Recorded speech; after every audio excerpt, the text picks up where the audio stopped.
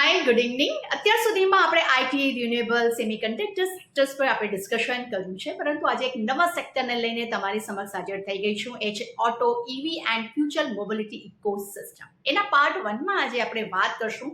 જ્યાં પૂરી દુનિયા ઈવીની પાછળ ભાગી રહી છે, ત્યાં રોકાણકારો માટે સૌથી વધુ તક ક્યાં છે? નમસ્કાર.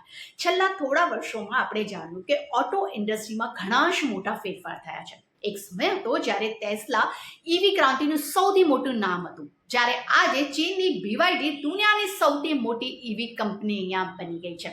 ત્યાં જ બીજી તરફ US પણ ઈવીને પ્રોત્સાહન આપતી જોવા મળી રહી છે, અને યુરોપ પણ પોતાની ઈવી પોલિસી પર અહીંયા ફરી વિચાર કરી રહી છે. તો આ ઘણા મોટા ઓટો મેન્યુફેક્ચરર જે છે અહીંયા ફરી હાઇબ્રિડ વ્હીકલ તરફ પોતાનું અહીંયા ભાર મૂકતા જોવા મળી રહ્યા છે.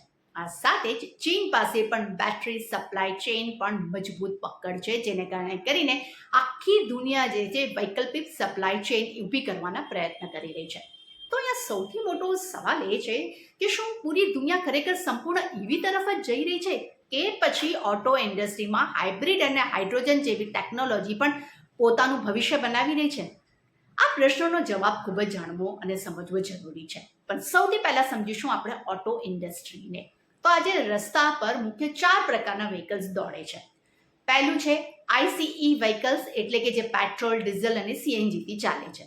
સેકન્ડ વન છે હાઇબ્રિડ વ્હીકલ્સ, જેમાં એન્જિન અને બેટરી બંને એક સાથે કામ કરે છે.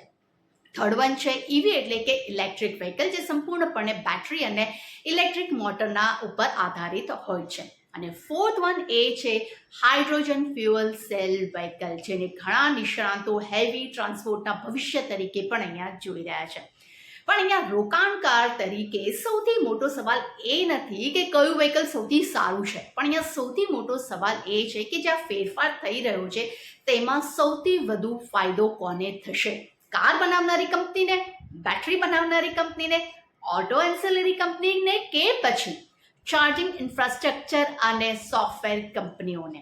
કારણ કે આજે ઓટો ઇન્ડસ્ટ્રી માત્ર કાર બનાવવાનો બિઝનેસ નથી રહી, એક વિશાળ ફ્યુચર મોબિલિટી ઇકોસિસ્ટમ બની ગઈ છે. તો આ ઇકોસિસ્ટમને અહીંયા સમજવી ખૂબ જ અગત્યની છે, કારણ કે લાંબા ગાળા માટે રોકાણકારોની તક અહીંયા ક્યાં છે એ પણ અહીંયા સમજવું ખૂબ જ જરૂરી છે. એટલે આગામી એપિસોડમાં આપણે સમજીશું કે ઓટો ઇન્ડસ્ટ્રીની સંપૂર્ણ વેલ્યુ છે, અને જાણીશું કે સૌથી મોટી ખરેખર અહીંયા તક ક્યાં છુપાયેલી છે.